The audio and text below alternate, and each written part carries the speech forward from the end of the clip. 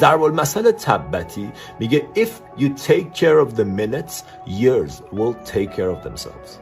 اگه تو حواست به دقایق باشه، سالها حواسشون به خودشون هست. وقتی ما تو زندگی گیر میافتیم، وقتی احتیاج به یه تغییر داریم، سری میریم سراغ یه تحول شگفت‌انگیز، سری میریم دنبال یه اقدام بزرگ، در حالی که اینا همه حواس پرتیه. به جای یه تحول بزرگ، ببین الان چی کار میشه کرد. تو این لحظه چه تغییر مثبت کوچیک 1% هست که قابل انجامه و اونو انجام بده. این تغییرهای کوچیک اون قدم کوچیک نیست، این قدمای کوچیکی که جمع میشه و پایه اتفاقات بزرگ آینده رو میسازه. بنابراین دست بردار از این که بخوای بفهمی رسالت بزرگت توی زندگی چیه. 5 سال دیگه، 10 سال دیگه کجایی تو زندگی، ولش کن.